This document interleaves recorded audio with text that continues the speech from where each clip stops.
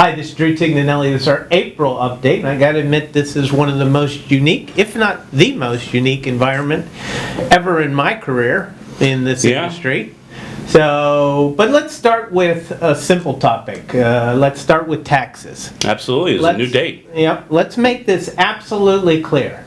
Very simply, April 15th is now July 15th. We used to think April 15th as the end of everything for taxes. You got to get your tax filing in, you got to get your payment in, you got to do your estimated tax payment, you got to do your IRA, you got to do your Roth, you got to do your health savings account before April 15th for the 2019 tax year. It's now July 15th, period. End of the story. And that's true with most states. And that's true definitely with the federal government and with most states. And I think probably by the time we get closer to April 15th, it'd be surprising if almost all states didn't adopt the same thing. I know there's a few stragglers right now.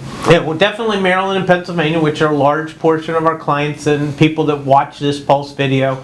July 15th is now the date. Also, I believe there's a lot of business taxes and business licenses that are now allowed to be extended to July 15th and so forth. Absolutely. So like, for example, I just got a notice in that my CPA license is due within the next month or two. I can actually defer that until Hogan declares there's no longer a state emergency, and then I have 30 days from that day to get it done. Well, I'll have to check on the CFP because I know I've got some CPE to get done between now and May, and I wouldn't mind a little bit of extra time. With the CPAs, I still have 4 ethics classes to take in order. I have more than enough credits to get it passed from my carryover, let alone the credits that I did. But I always need 4 ethics. And, you know, you don't even think about those. Anyway, so let's get on to the topic that everyone's on and everyone's mind. That's markets and what's going on in the markets, et cetera, et cetera. So we've had an extraordinary situation where government has basically shut down a lot of industries, or let's put it this way, people just deciding they don't want to do it anyway. Fly on airplanes, go on cruise ships. But a lot of that has been, you know, minimized by government action. Bars and restaurants have been shut down. Sports gatherings aren't allowed to, you know, get together. I mean, the list goes on. No gatherings of more than facilities and arts and no gathering of more than 10 people, et cetera, et cetera. And this has had an unprecedented impact on business. And, you know, when that happens, all those people are going to be unemployed for a period of time. Hopefully it's a very short period of time, but we just don't know. But to your point, Drew, like you say, I mean, there are some things that are a little bit unrecoverable. We'll just have to flush them out. You know, conventions that get canceled bring huge dollar amounts into cities and things like that. And you know what? They're probably going to have it next year, but they may not have it in July. It may not be a postponing time. I mean, you know, the list is endless of festivals and conferences and so forth where it brings revenue in restaurants and bars, et cetera, et cetera. And the question really becomes, how long do those industries get impacted? And that's really a question that's unanswerable right now. It's just unanswerable. We believe that this is going to be a difficult period of time. Sure. There's going to be definitely a transition, but here's the thing that I want everybody to remember and understand. Is this not the end of the world? This is not like the greatest challenge America ever went through. For example, think about the Civil War. Think about what the Civil War, I mean, and that was pretty bad. And you didn't even have really a fully established government yet to do anything to help. Think about World War I, and then followed up shortly thereafter by World War II. That was 100 million people that died between those two conflicts, and I couldn't even imagine being a part of those. And what happened to Europe as a whole, you know, et cetera, or Russia, you know, which lost, I think, 1/3 of their male population during that period of time. And then in the midst of all that came the Spanish flu pandemic. It was the last great pandemic that I mean, we had the swine flu, which was actually so far significantly worse than this. From a standpoint of its impact on people. On the amount of people that died and so forth at this point in time. Now, whether that'll ultimately end up true or not, that's another thing. But at this point in time, the Spanish flu, go back to 1917 and study the Spanish flu, before medicine technology had any penicillin even, right? because it was pneumonia that people were dying from. There was no way to treat the pneumonia. 100 million people, anywhere from 50 to 100 million people died.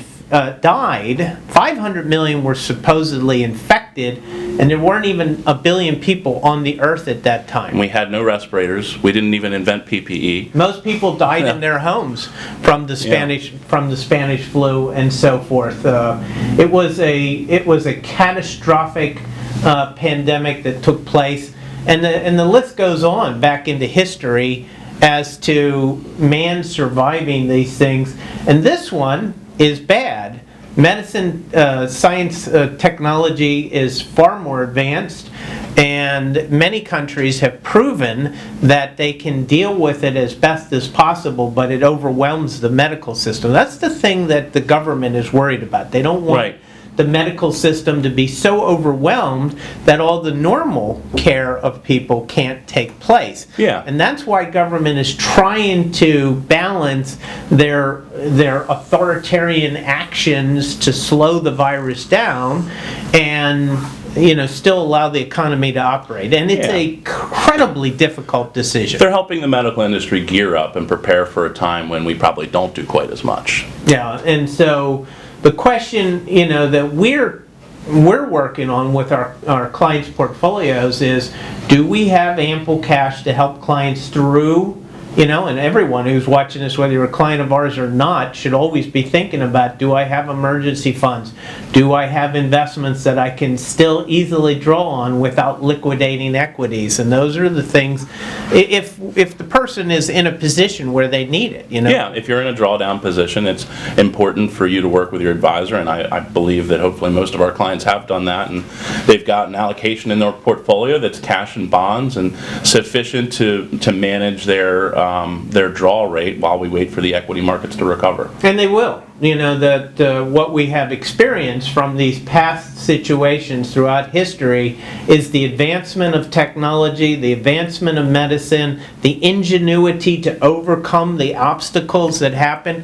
And this one is going to be no exception. This one actually could be even more dynamic because everything seems to happen in greater intensity in a connected, fast-moving, technological world. Yeah, we've got parents learning how to teach kids from home. We've got workers learning how to work from home. We've got managers learning how to manage from home. We have medical science breakthrough in technology. And I also believe that the world, as divided as they seem right now and isolated, I think when everything comes out, they're actually going to be more coordinated together because they believe in the global, and I don't believe you can go back to a non-global world. Right. I think you're going to see even more unity of the global to help to make sure that something like this absolutely, because this isn't the first time these things have come out of different regions of the world. No, it won't be the last. Well, I hope it is. Ebola and MERS and SARS, and the swine flu. I mean, these all just in the last 15 or 20 years, they just never were able, I don't know why, but they were never able to become pandemic like this one became. And so I believe that this is the one that's going to say, we will make sure, Mike, that this is that we nip them in the bud faster. We nip it in the bud you can't stop faster. them from Well, being but created. you can definitely go into the places of the world where it seems like the transfer from animals to human beings takes place because of unique environments that they create, and they can try to make sure that they never happen again. So I think you're going to see a lot of that. And so anyway, I believe that there's a lot of positive things that are going to come out of this, that we're going to look back, who knows, 3, 4, 5 years from now, and just think of it as, it was a very bad time, but glad that it's behind us. And look how many things came out of it. look how many people learned that they could save, on fuel by working from home, and how many Or save by fuel because it's only $1.25 a gallon. $1.25. It's going to be. That's not going to stay. That's going to go. Well, back that up may at be some true, point. but right now I'm predicting oil, gasoline will be below $1.50 a gallon if the wholesale price of gasoline holds up right now. Okay. Well, it's 40. No, I get- it's 50 disagreeing with cents. It's 50 cents a gallon in the wholesale market right now. But Royal Farm and them, they're seeing their business dry up to some degree. They're very slow. That's a big gas station here in Maryland. They're very slow to drop their price right now because they know that they want to eke out as much profit out of this as they can, because when they get down there. Yeah, volume's down, but But what are some of the planning techniques that people should be thinking about right now? well, when you have a market like this, you definitely want to start thinking Roth conversion. Because if I convert my traditional IRA over to Roth while the market's down, I can then ride it back up in a Roth, which is 100% tax-free. So I take a $100,000 IRA, let's say it drops 30%, down to $70,000. I only have to pay taxes on 70, not 100. And if it goes back up to 100, that $30,000 that used to be taxable is now 100% tax-free forever. So Roth conversions are a big issue right now. Well, and for folks that aren't, don't have big IRAs built up yet, but they are contributing to their company 401k plans, this is a great time to switch your contribution from the pre-tax contribution over to the Roth contribution if you have that ability in the plan. Yeah, because you're going to be buying in at lower and lower and lower prices, that when it goes up, it's 100% tax-free then, as opposed to buying in lower and lower prices, and then all of a sudden you make all this money in before tax, and And then you got to pay taxes on it later. You got to pay taxes on it later. And also you had emergency funds that are a great thing to think about right now. Well, yeah, especially for folks who maybe they hear that talk about their 401k contributions, and some people, whether they've already lost any income or whether they're just worried about it, they do things like they stop their 401k contributions, which I think you agree, unless you have to, you shouldn't, because this is a great time to be buying, contributing to your retirement plan. But if you're in a position where you've decided you need to stop contributing to your 401k, that also is a sign that you need to listen to what we've been beating the drum about for years, which is the emergency fund. 3 to 6 months of your expenses, depending on your situation. If you have 2 wage earners that are making roughly the same, maybe 3 months is enough, because if you're in different industries, one of you might have an impairment but the other might not. If you have 2 people in the same industry, or one person makes significantly more than the other, or maybe just even a single wage earner, then 6 months of cash might be a better idea to prepare. So in times like this, you can have that warm, fuzzy, safe feeling that comes from having that cash on the side that says, hey, listen, if something happens, I've got this egg on the side, and that's my security blanket. That's my own self-insurance for a stoppage or a reduction in income. Yeah. So let's just wrap this up, Mike, and just say that, look, we're going to get through this. There's no doubt. As I pointed out earlier, there have been far worse situations in America's history, and this one is bad. There's no doubt. There's lots of scary things, but everything is accelerated due to the internet and the transparency of things, and it makes people more fearful. So, the point is that this is bad. But go back and think of the Civil War. Go back and think of World War I, World War II, the Spanish flu. The 1960s was no cakewalk either. That was a very difficult period of time. And we made it through it. This one, we're going to make it through this, and we're going to be a better country.